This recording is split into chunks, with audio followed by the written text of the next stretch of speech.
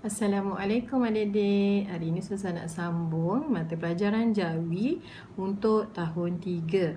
Okey, baik adik-adik. Sebelum ni kita telah mempelajari perkataan berimbuhan awalan, akhiran dan apitan. Betul tak adik-adik?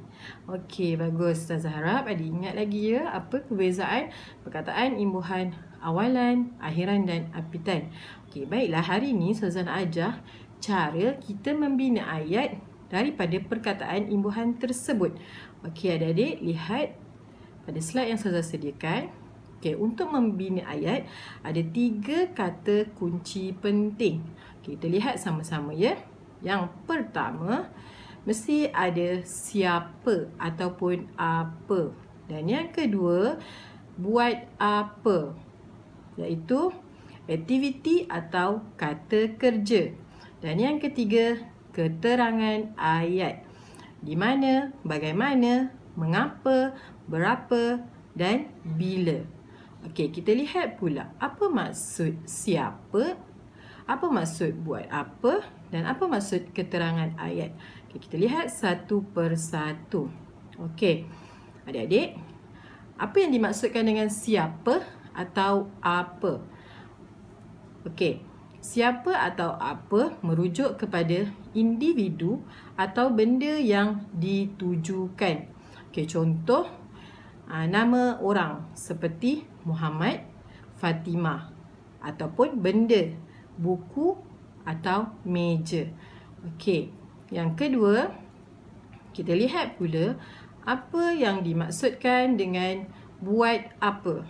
Okey, buat apa merujuk kepada perbuatan yang dilakukan. Contoh, membasuh atau menghidangkan. Okey, itu adalah perbuatan. Okey, yang ketiga, kata kunci yang ketiga ialah keterangan ayat. Di mana, bagaimana, mengapa, berapa dan bila. Okey, keterangan ayat merujuk kepada tempat, cara, sebab, jumlah, masa serta tujuan individu melakukan sesuatu perbuatan. Okey, baiklah adik-adik, untuk membina ayat mesti ada 3 kata kunci ini. Okey, kita lihat contoh membina ayat yang pertama. Okey, mesti ada 3 kata kunci. Ayat yang pertama, siapa atau apa. Okey, di sini saya letak nama orang, Wafi. Okey, yang kedua, mesti ada buat apa, kata kerja atau aktiviti, iaitu membasuh tangan. Dan kata kunci yang ketiga, keterangan ayat. Keterangan kepada aktiviti itu selepas makan. Okey, jadi ada satu ayat yang lengkap. Wafi membasuh tangan selepas makan.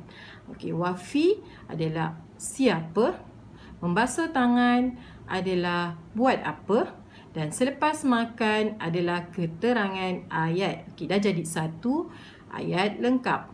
Okey, kita tengok pula contoh yang kedua. Yang pertama, Encik Ahmad memberi bantuan kepada mangsa banjir. Okey, kita lihat yang pertama, Encik Ahmad. Encik Ahmad itu ialah siapa? Memberi bantuan. Memberi. Buat apa? Encik Ahmad tu buat apa? Memberi bantuan. Buat apa? Aktiviti ataupun kata kerja. Dan penerangan ayat dia, kepada mangsa banjir. Encik Ahmad memberi bantuan kepada mangsa banjir. Okey, itu ada contoh ayat yang lengkap. Yang ayat yang seterusnya, contoh ayat yang seterusnya. Okey, yang pertama, siapa, iaitu ibu. Yang kedua, kata kunci kedua, buat apa? Menghidangkan makanan. Dan yang ketiga, keterangan ayat, kepada tetamu. Okey, ingat 3 kata kunci ini. Ibu menghidangkan makanan kepada tetamu. Cukup 3 kata kunci ini, maka lengkaplah ayat-ayat adik-adik. Mudah tak buat ayat? Mudah kan? Okey, adik-adik hanya perlu ingat 3 kata kunci tersebut, iaitu yang pertama, siapa atau apa.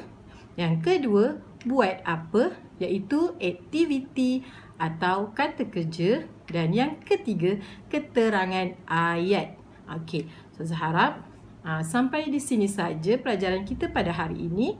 Dan Ustazah harap adik-adik semua dapat memahami cara mudah untuk membina ayat daripada perkataan imbuhan, apitan ataupun perkataan apa-apa sahaja. Okey, terima kasih Ustazah ucapkan kepada adik-adik. Dan Assalamualaikum warahmatullahi wabarakatuh. Semoga kita berjumpa lagi di lain hari dan lain waktu. Jangan lupa ya adik-adik, like, share, komen dan subscribe. Terima kasih.